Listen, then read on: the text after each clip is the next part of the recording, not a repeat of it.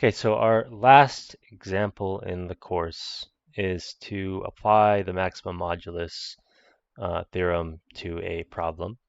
So we have here the function f of z is 2z plus 5i, and we are going to apply the maximum modulus principle or theorem to the region, which is the set of points that have distance less than or equal to 2 from the origin. So that's a closed disk of radius 2 centered at the origin. And it's closed, so we include our boundary points. All right, so the maximum modulus theorem, or the maximum modulus principle, says that the maximum modulus occurs on the boundary. So we know by the maximum modulus theorem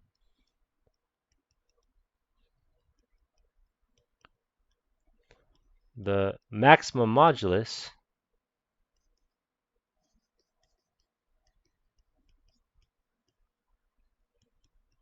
when it occurs on the boundary, so that's when the modulus of z is 2. Okay, so let's go in and let's compute the modulus of f of z and see if we can reason with what the actual maximum modulus is. So the modulus of f of z is equal to the modulus of 2z plus 5i, which is 2z plus 5i times 2z bar minus 5i, right? It's the number times its conjugate. So that's 4zz bar plus 5i times, well, let's just be careful here. So 4zz bar plus 10iz bar minus 10iz minus 25i squared is plus 25. And so that's 4 modulus z squared plus 10. And then we have this iz minus iz bar minus iz.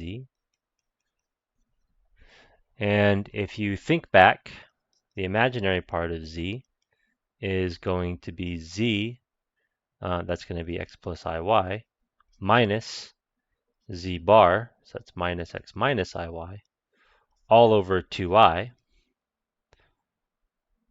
And so if I multiply that through, let's see, let me make sure I have my correct, see, did I miss a negative sign?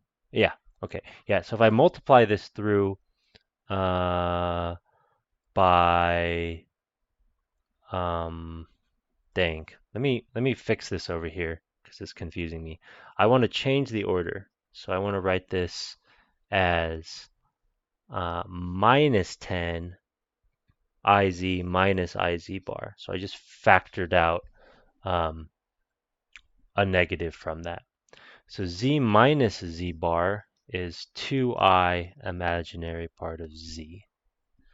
So we can replace that guy with 2, oh shoot, I gotta multiply an I through. I times this, I times this. So it's gonna be negative 2 imaginary part of z, my bad. So it's gonna be plus 2 times, I'll add that negative out front. And then lastly, well not lastly, but we also have here 4 modulus z squared plus 20 imaginary part of z plus 25. And I've noticed a mistake here. This is squared, modulus squared. Otherwise, I have to put a square root everywhere. Okay, now let's continue. When we're on the boundary, the modulus of z squared is 2. So let's see, 4 times 4 is 16. 16 plus 25 is 41.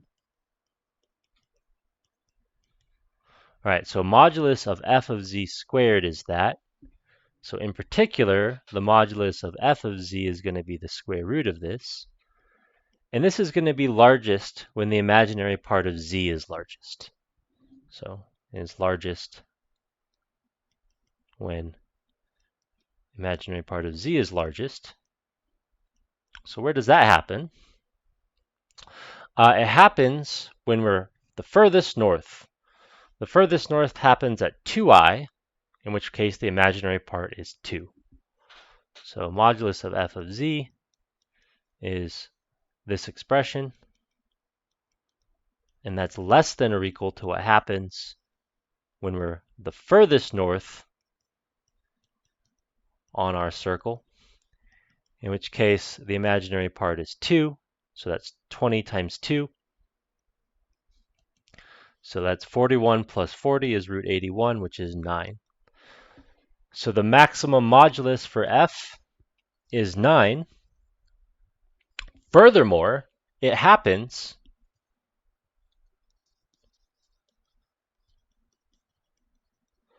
it's attained when z is equal to 2i. So that's us applying the maximum modulus theorem.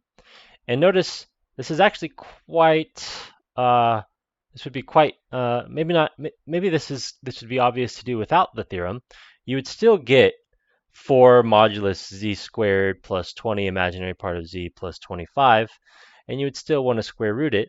And you can even see here, right here, that this expression is going to be the largest when the modulus of z is the largest. And that pushes us onto the boundary. So you can even see the maximum modulus theorem happening in this example. And then the second guy is going to be the largest, of course, when we're the furthest north on the boundary. However, if our bounding contour was less circularly symmetric, it would be a little bit less obvious the interplay between these two, and you couldn't just like look at it and see what the answer is. But nevertheless, we found it. The maximum modulus is 9, and it occurs when you're the furthest north on the bounding contour.